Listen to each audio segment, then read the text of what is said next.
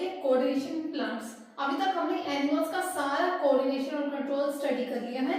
अब हमारा टॉपिक है प्लांट्स। अब हमें प्लांट्स के रिलेशन में इसको डिस्कस करना है।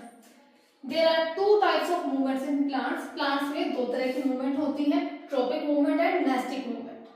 तो पहले हम डिस्कस करेंगे ट्रॉपिक मूवमेंट क्या होती है। The movement which are in a particular direction in relation to stimulus. किसी भी स्टिमुलस के रिलेशन में जब ग्रोथ एक ही डायरेक्शन में हो, यानी कि सीधा जा रहा है तो वो ग्रोथ सीधी ही हो रही है, इधर जा रहा है तो वो ग्रोथ इधर ही हो रही है, एक पर्टिकुलर डायरेक्शन में जब ग्रोथ होती है उसको ट्रॉपिक मूवमेंट बोला जाता है। Growth of plant in a particular direction, यानी प्लांट्स की ग्रोथ एक पर्टिकुलर डायरेक्शन में, यानी कि जो हमने देख रखी है, हमने जो उसकी सोच रखी है, उसी एक ही डायरेक्शन में जब प्लांट की ग्रोथ हो। ये चार तरह का होता है, जिसमें से तीन इधर है। नेक्स्ट हम स्टडी करेंगे अभी। फर्स्ट है geotropic. Geotropic growth of plant in response of gravity. जब प्लांट की ग्रोथ होती है ग्रेविटी के रिस्पॉन्स में, यानी कि नीचे की तरफ जब प्लांट की ग्रोथ होती है। कौन सा हिस्सा है प्लांट का जो नीचे की तरफ ग्रो करता है? बोलो सभी। रूट्स। हाँ, रूट्स है जो कि नीचे की तरफ, जमीन की तरफ, ग्रेविटी की तरफ खींचे चले जाते हैं। उसके बाद है फोटोट्रॉपिक, जो ग्रोथ ऑफ प्लांट है in response to light. Sunlight की डायरेक्शन में जब प्लांट ग्रो करता है तो वो जो मूवमेंट होती है उसको फोटोट्रॉपिक मूवमेंट कहते हैं, जैसे कि स्टेम्स करते हैं। इस पे एक एक्सपेरिमेंट भी किया गया कि एक प्लांट लिया गया, ठीक है, इसको अच्छे से कवर किया गया और यहाँ पर विंडो थी जहां पर सन था। तो जो प्लांट है वो अपनी मूवमेंट सनलाइट की तरफ शो करता है। चाहे ऊपर से बंद कर दिया जैसे मर्जी प्लांट को रखा, प्लांट को टेढ़ा करके भी रखा गया, पर जो उसकी मूवमेंट थी स्टेम की वो लाइट की तरफ ही थी। तो यानी कि जो स्टेम्स है वो पॉजिटिव फोटोट्रोपिज्म शो करते हैं, यानी लाइट की तरफ वो ग्रोथ करते हैं। उसके बाद है हमारा हाइड्रोट्रोपिक। जब रूट्स हैं जो नीचे सोइल में ग्रो करती हैं, वो जो उसका पानी का बिल्कुल पास वाला सोर्स है उसकी तरफ जाती है कि पानी वहां से लिया जा सके, उसको बोलते हैं hydrotropic. Geotropic, phototropic, hydrotropic. Next है हमारा थिग्मोट्रोपिक। तो फोर्थ है हमारा thigmotropism, growth of plant in response to touch.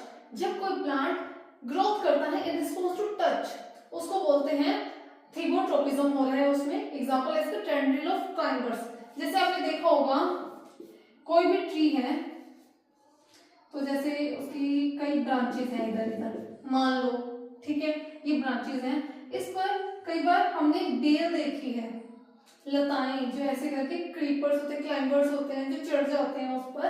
तो जो टेंड्रिल्स है, जो लताएं हैं, जो टेंड्रिल्स हैं वो क्लाइंब कर जाते हैं उस पर, उसके टच में, उसके साइड्स में। तो वो होता है जो उसकी ग्रोथ हो रही है इन रिस्पॉन्स टू टच हो रही है, तो यानी कि उसमें थिग्मोट्रोपिज्म है। उसके बाद हमारा nastic movement, the movement which do not depend on the direction from the stimulus. अब जैसे हमने अभी पहला पढ़ा था उसमें चार पार्ट्स थे, तो वो सभी में स्टिमुलस की तरफ डायरेक्शन था। स्टिमुलस था वाटर, ग्रेविटी, टच और लाइट।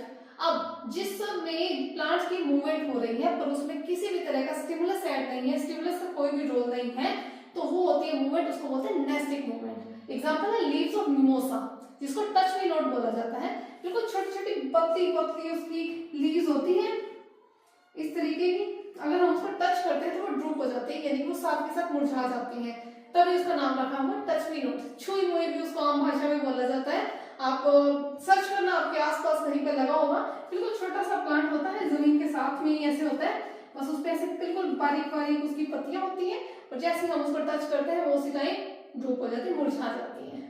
तो नेक्स्ट और हमारा लास्ट टॉपिक है प्लांट हार्मोन्स। प्लांट हार्मोन्स क्या होते हैं?